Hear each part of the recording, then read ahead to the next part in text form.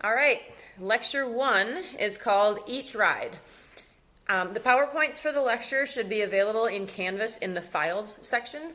So you can open up the PowerPoint and watch this video and follow along through the PowerPoints like we would if we were in person, except we can't do that. So, a little bit of an overview for the class itself. 168 is the basic introduction to equitation. We are riding English style, so we will cover English style riding. We will cover how to sit on the horse, how to hold your reins, what kind of body position you want in the English style of riding. However, don't make the mistake of thinking that this doesn't translate to Western riding if that's what you do.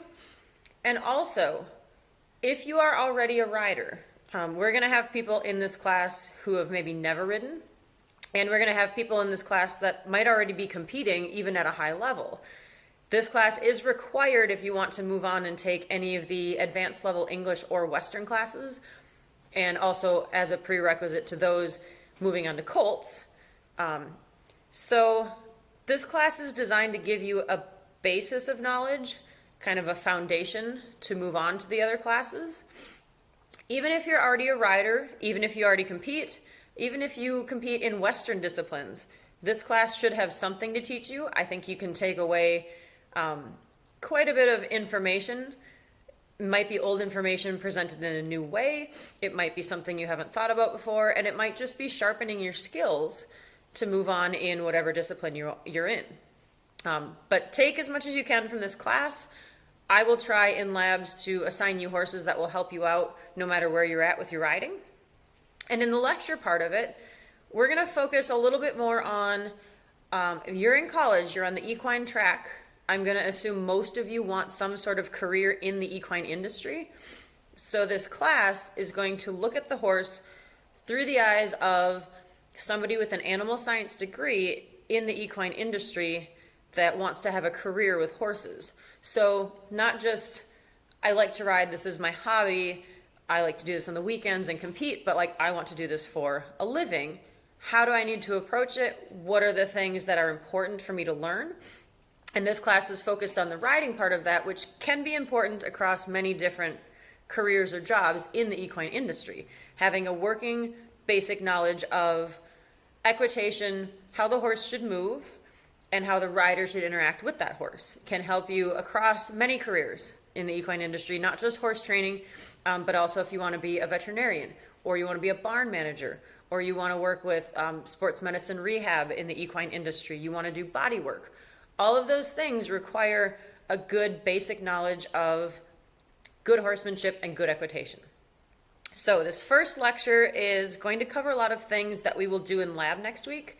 So we'll do it in person in lab, but it's written out here in this PowerPoint in the lecture. So it's called Each Ride. The first actual slide starts with value-added management. And that kind of goes back to what I was saying about being in the industry, having a career in horses, that your job is to add value to the horse, both riding them and also on the ground with them. If you make the horse less desirable than it was before you got it, you're not doing your job, whatever career you're in. So your job in order to add value is to reinforce desirable behaviors and to make undesirable behaviors extinct. So you want to make the behaviors that this horse is going to do, like if you're training, you want the horse to walk, trot, canter quietly on light contact or a loose rein, depending on your discipline. That's what you want. That's what you desire. Your undesirable behaviors might be that the horse does not stand at the mounting block. The horse pulls back, the horse bucks, the horse bolts. Those are all undesirable behaviors.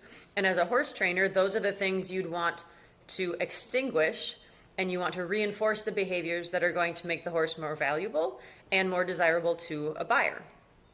Keep in mind the horse is always learning from the environment, and that's everything from catching them in the field, tying them in the barn or cross-tying them, saddling them up, taking them to the arena, etc. Anything you do with that horse, the environment you're providing is always teaching them something. So that means you have to have a plan. You have to be intentional about both your short-term and your long-term plan. Short-term is today, this is what I would like to do. These are the exercises I think we should work on, but also long term, looking 1 or 2 months down the road, looking a year down the road. What's my plan? Where do I want to go in this horse's training? How am I going to get there? So instead of just being spontaneous, I'll just get on and ride and see what happens, you have to have a plan, be able to put your plan into action, and be able to react to what the horse gives you. Sometimes you have a plan, and that day you can't get as far as you thought you were going to, you can't work on what you thought you were going to, and you have to reevaluate. But in general, you want to start with, this is my horse I'm working with, this is the plan, this is the long-term goal. These are the short-term goals to get there. And so now I have sort of my action plan in mind to make the horse more valuable, more desirable, better trained. So getting into the actual sort of logistics of it. Before you even get on, we're going to assume we've gone out, caught the horse, we have the horse tied somehow in the barn, in the arena at the university. We need to groom our horse. Next week in labs, you guys will get grooming kits. So you'll get a halter with a lead rope, and then you'll get a hard brush, a soft brush, a hoof pick, a curry comb, and a little grooming tote to keep it all in, which is yours. We'll go over that when we give you the equipment next week. It's all yours to keep for the entire duration of your schooling and beyond, as long as you want to. So you'll get the entire kit to groom your horse. Grooming your horse is important for many reasons: to keep them healthy, keep their coat and their feet healthy, to check them over for cuts and scrapes. It says, investigate lumps and bumps, see what they're from, what's causing them, make sure that your horse is sort of healthy all over the outside of its body.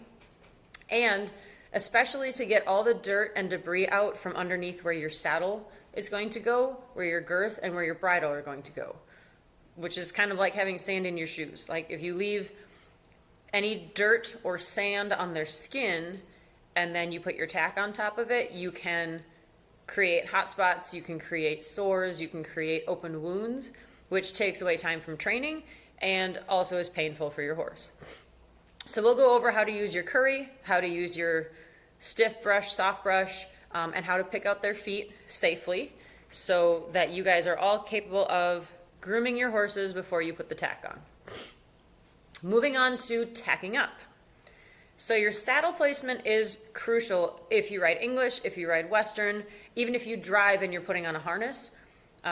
Placement of your equipment is crucial. It's adjusted for a reason. So your saddle should be kind of right over the withers. We'll talk about where the withers are on your horse. It's a little bit dependent on your horse's conformation. But you want your saddle to be balanced so that your rider's center of mass is balanced over the horse. Your girth should be vertical underneath your saddle. You can see that in the right-hand photo. The girth is pretty much straight underneath that saddle. The stirrup is hanging straight down. The girth is right underneath the stirrup line. Girth is less than a hand's width back from the point of the elbow. You don't want your girth too far back. You also don't want it too far forward. And then very important that your saddle pad, if you look at the left photo, and you can kind of see it on the right photo as well, that saddle pad is tented over the withers. So the saddle pad is not flat. It is tented up underneath the front of the saddle, the pommel of the saddle, to take the pressure from the withers away. If you have pressure, even with the saddle pad down on the withers, you can cause something called bursitis, which is a big open sore on the withers. Difficult to treat, very painful for the horse, and obviously you can't ride when they have a sore like that on their withers. So that's your saddle, and a little bit about your girth and your saddle pad up underneath. The next slide talks about fitting the bridle. This will show up on your exams. This is an important thing. You should all know how to fit a bridle to a horse after we've gone through this class. So the bridle, we've got the bit in the horse's mouth. We want 1 or 2 wrinkles at the corners of the lips. Depends a little bit on the horse, how big their lips are, where that bit sits. We'll go over that in lab too. We'll show you this, demonstrate on your particular horse. Your nose band, 1 to 2 fingers below the protruding cheekbone, which is called the facial crest. You'll be able to feel this on the horses. You can kind of see in this picture right where that bone sticks out on the horse's cheek, the noseband is about 1.5 finger widths, so finger widths sideways like this, below that facial crest. You should also be able to take those 2 fingers sideways underneath that cavesson or noseband, and you should be able to fit those 2 fingers sideways fairly easily between the noseband and the horse's face so that the noseband is not too tight. The throat latch, which is farther up and goes underneath this part of the horse's face, you should be able to spread your 4 fingers sideways and put that underneath the throat latch so that the throat latch is also not too tight. So keep this in mind when you're fitting the bridles. The first couple weeks, we probably will have to fit bridles to these horses. It's a very important thing to know how to do if you want to have anything to do with working in the equine industry. Before you as the rider get on, you've got 3 things to check for safety before you get on. So this next slide just kind of shows you your 3 areas are going to be stirrups, reins, and the girth. So safety check for your stirrups. Next slide. You would like your stirrup leathers, which are made of leather, to not be cracked and to not have any stitching coming loose on them. You want them in good shape, in good repair. You want them to be soft and pliable, so they're not stiff and hard, so that your stirrup leather isn't going to break when you put weight down in it when you put your foot in the stirrup. The stirrup bars, that's that middle picture. Stirrup bars are gates. There's a little latch in the back. That's called our stirrup gate. You'd like this in the open position, which is a safety thing that your stirrup will slide off if you get it caught on anything. However, you do want to close those when you're doing work on steep hills or over large fences or galloping cross country. So if you want your stirrup to stay with the saddle, you close those stirrup gates. We can look at those next week when we look at all our tack. The picture on the far right, those are called Phyllis stirrup irons. They're your basic everyday run-of-the-mill stirrup iron. I believe all the saddles at the university have those kinds of irons on them. Next slide talks about reins. Safety check on your reins, super important. You don't want a rein to break while you're riding. Takes away your steering, takes away your brakes. So you want to check that there aren't any cracks in the leather, especially right around where it attaches to the bit. That's where the horses will slobber or drool. That's where you get a lot of wear on that part of the rein. So you want to make sure that they're not cracking. You want to make sure that they're soft and supple and attached to your bit well. So check your reins, and then the next slide is your girth and billets.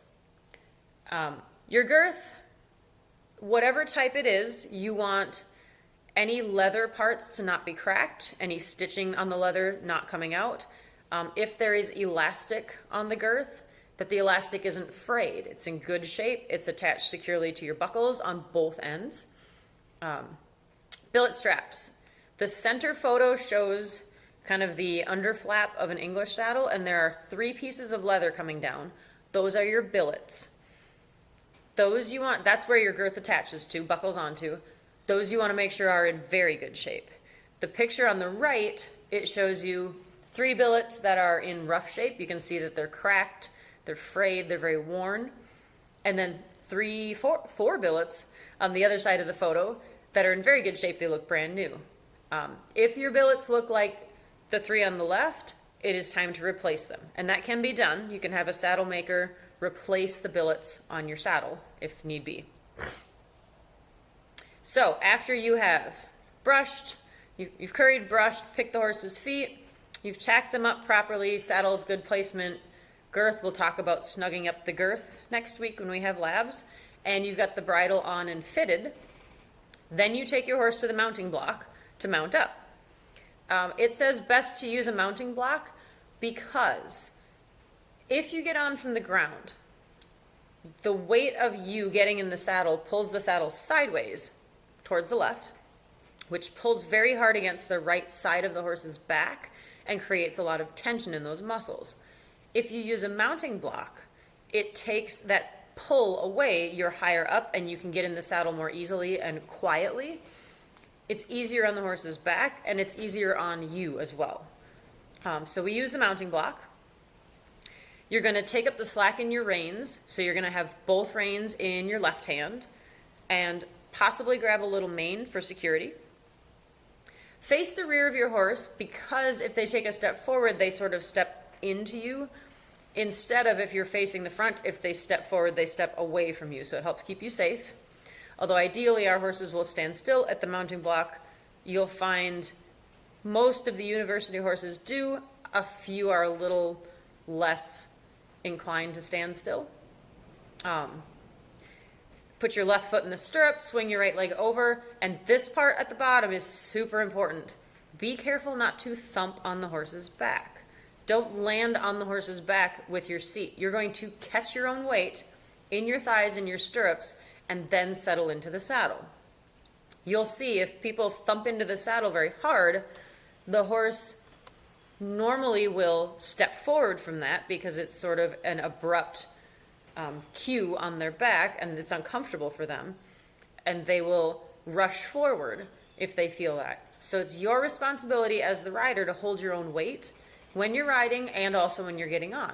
So settle into the saddle quietly. I'll show you how to do that next week. It's something we can practice. Once you're in the saddle, we can talk about holding the reins on the next slide. The reins in English riding, we hold one rein in each hand, which is different from Western, where you would have one hand on the reins if you're using a curb bit. However, even in Western riding, if you ride with a snaffle and you ride two-handed, this is how you would hold your reins. So you're going to sort of pinch the rein between your thumb and your forefinger on top here, and the rest of your hand is in a loose C shape, and the reins are going to come out between your ring finger and your pinky. So sort of right here, coming out like this, heading towards the horse's mouth. Your elbows should be relaxed, and there should be a straight line from your elbow down to the bit with a straight wrist in between, not flopping or bending or breaking your wrists. We will go over that also when you guys get on the horses for the first time. And just the next slide below that talks about checking your stirrup length. So if you stretch your leg down, take your foot out of the stirrup and stretch your leg down and kind of bounce that stirrup. This talks about, the picture shows 4 different spots and what you would use that length of stirrup for. You should not get attached to just one length of stirrup. Like, this is my length and it never changes. Your stirrup length can change depending on your horse's conformation. It can change depending on if you're doing flat work, if you're doing jumping, if you're galloping cross country. It can change depending on the size of the horse or how secure you need your leg to be, like if you're riding a young horse. So adjust your stirrup based on all of that rather than getting stuck thinking you have to have one length of stirrup. Also, in lab, we'll go over, before you even get on, you can check your stirrup length against the length of your arm from armpit to fingertip. That should give you a baseline for where your stirrup should be, so you'll be close once you get on the horse, and you shouldn't have to do much adjusting. When you're in the tack, you can adjust both your stirrups and your girth while you're sitting in the saddle, and we will go over how to do all those adjustments. So those are some skills that I would like you all to take forward from this class. The ability to put your tack on properly and adjust it if necessary, especially the bridle. How to get on properly, how to adjust your stirrups, and then how to adjust your tack from in the tack, how to adjust your girth and your stirrups while you're sitting there. The next slide talks a little more about what your stirrup length should be for English riding. And it is a little shorter than Western riding, although if you take a look at like people that do working cow horse, people that do cutting, ropers, they tend to ride with their stirrups a little bit shorter because they also need to be athletic. They need to be able to bend their knees, bend their ankles, bend their hips, and stay with that horse while the horse is doing an athletic activity. So although English riders have shorter stirrups than Western in general, some Western disciplines go a little bit shorter than others for that reason, to stay athletic. So this slide says try standing in your stirrups. When you stand up, like the guy is doing in the picture on the right, you should clear the pommel of the saddle, which is the front part. So you should be able to stand up and over the pommel if your stirrups are adjusted correctly. Your ankles and knees should have some flex, but they shouldn't be so short that you're like a jockey, or so straight that you have absolutely no bend in them. So there's sort of a happy medium. Certain people are comfortable a hole or two longer in their stirrups, and some people are comfortable a little shorter. So in this class in the beginning, I can help you adjust your stirrups to where you are comfortable and not in pain and feeling like you're balanced with your horse. The next slide gets a little bit even more in depth, talking about stirrups. So the stirrup iron, which is that Phyllis iron I showed you on the one slide earlier, that should be under the ball of your foot. So it shouldn't be under just your toe, and it should not be all the way back against your heel. Stirrup on the ball, which allows you to put your heel down and put some weight in your heel. And then this goes over 2-point, which is sort of standing up in your tack. And I believe, yes, there is a slide later on that shows 2-point in more detail. It's an aid we'll use a lot in this class. It helps find your balance. It helps find your stirrup length. It helps you to find sort of like where you need to be on that horse before you sit down. And the word seated is in quotes on this slide, because when you're sitting on a horse, you don't just want to sit like you're relaxing on your couch, flopped in the saddle. When you're sitting in the saddle, particularly English, you're almost squatting in the saddle, or you're supporting your weight with your thighs, and you've got your weight down in your heels, and you're resting on your seat bones, but not sitting all the way back or down. So we'll go over that a little more later. The next slide talks about your ankles, knees, and hips. Those are your major joints in your legs. So your ankles, through your knees, and all the way up to your hips, those have to be shock absorbers. So as the horse moves, and as they start to move faster, there's a lot of motion created through the horse's whole body, through their back, and your body has to take that motion somehow. It has to accommodate the fact the horse is trotting, cantering, galloping, jumping, moving sideways, whatever that horse is doing. Those joints in your lower body need to be able to take that motion and absorb it.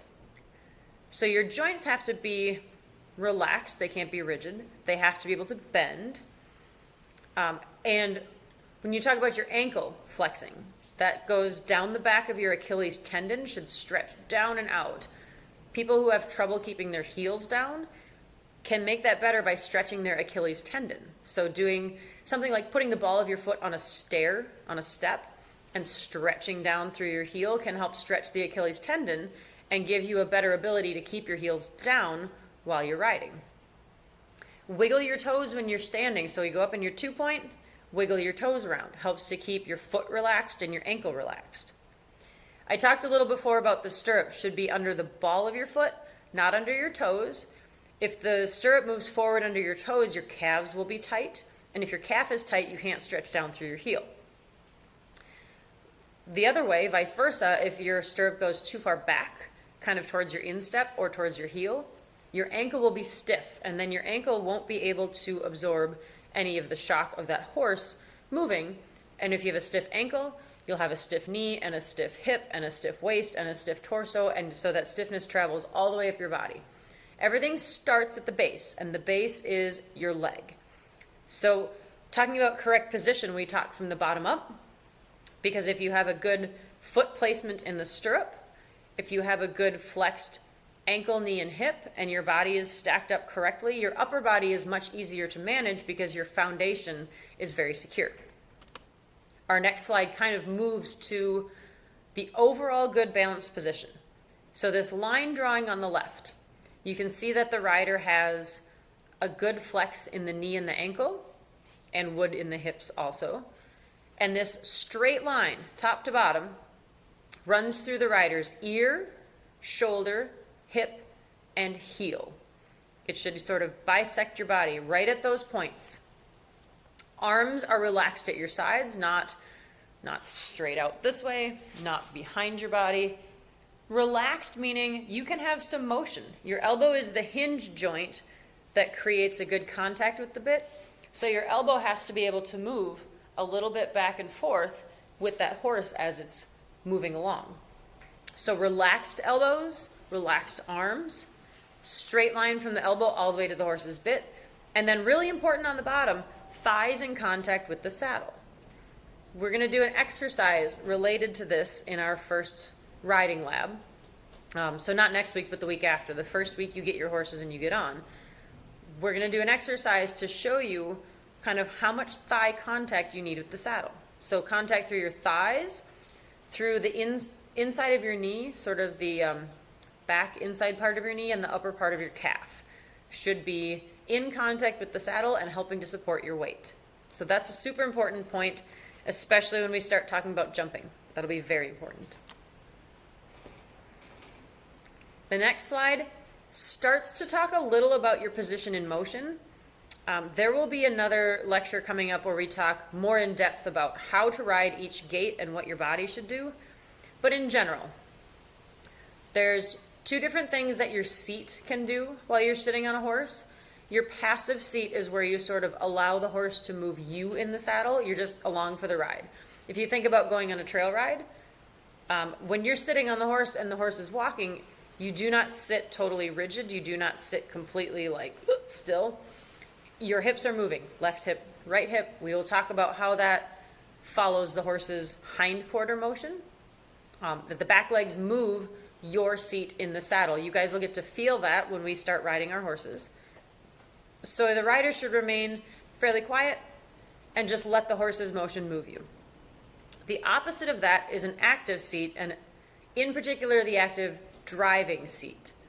There is something called an active restraining seat, which we use to slow the horse down, which comes up later. But the active driving seat then, instead of just following along with the horse's motion, you would actively push your left seat bone forward and then your right seat bone forward.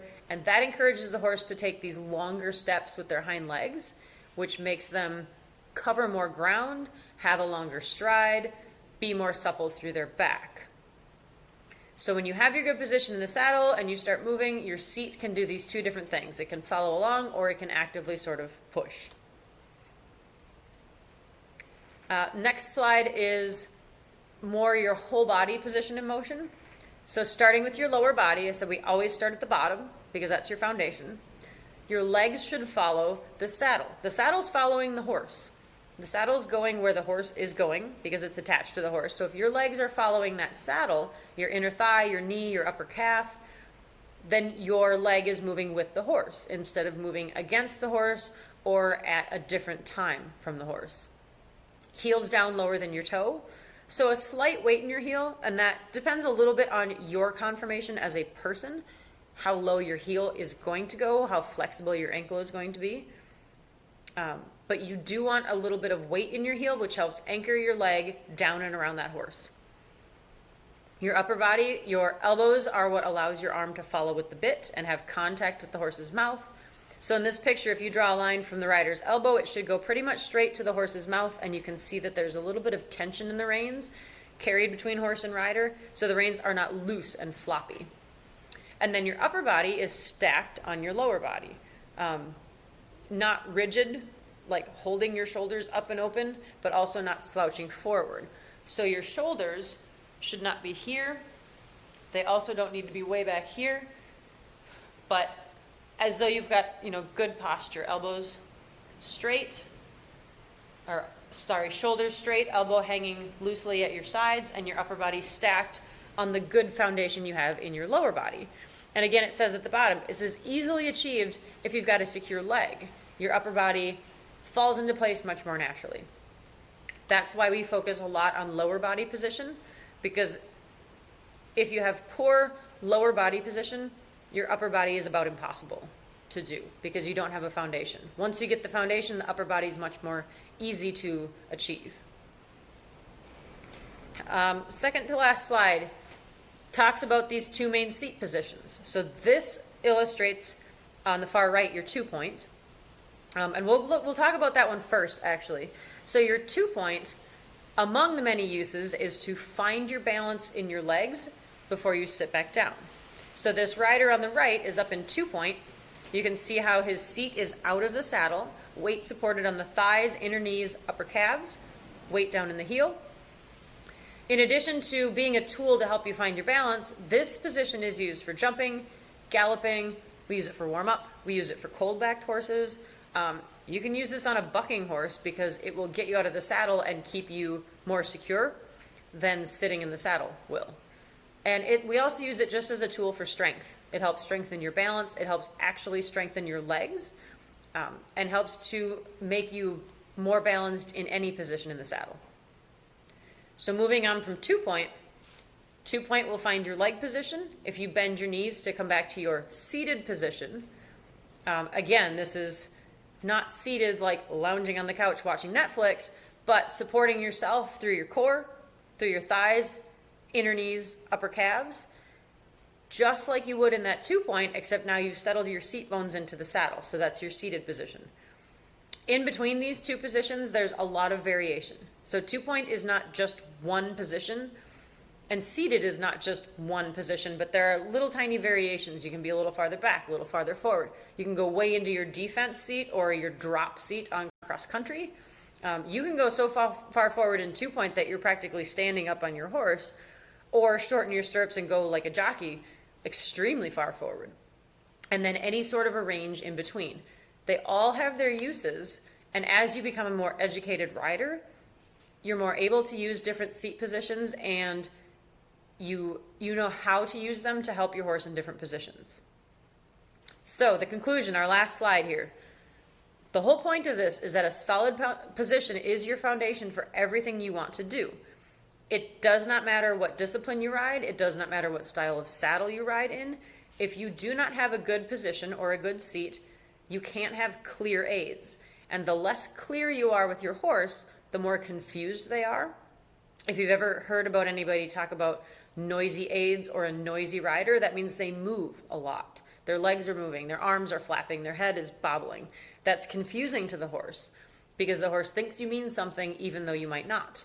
Or if you've ever seen a beginning rider clamp with their legs on a horse's side and the horse takes off, it's a miscommunication. So once you have that solid position with your heel down, your legs wrapped around the horse, you're very neutral, you're very quiet, you're not asking for anything unless you mean to. So that the lectures we have coming up as we start talking about how to ride the different gaits, how to use your aids both independently and in conjunction with each other, none of those aids work if you don't have a solid, good, neutral riding position, neutral seat in the saddle. And the last line on here, riding is an athletic endeavor. We are going to do some things in this class that are athletic. They require some muscle tone. You'll probably get some sore muscles, which you should. Riding uses muscles you don't use for any other athletic discipline. I mean, running or swimming or biking, it does not use the same muscles as riding does. So being that we are athletes on our horse, and we want our horses to be better athletes, we need to work on our solid position, work on getting ourselves to have the muscle memory to have a good neutral position on the horse so we can be clear and effective with our aids and balanced on the horse no matter what we want to do. So there's your lecture for the first Friday of our fall semester. If you have any questions, feel free to either email me or talk to me in person in our labs. And I guess I will meet you all in person next week and the week after when we start our labs.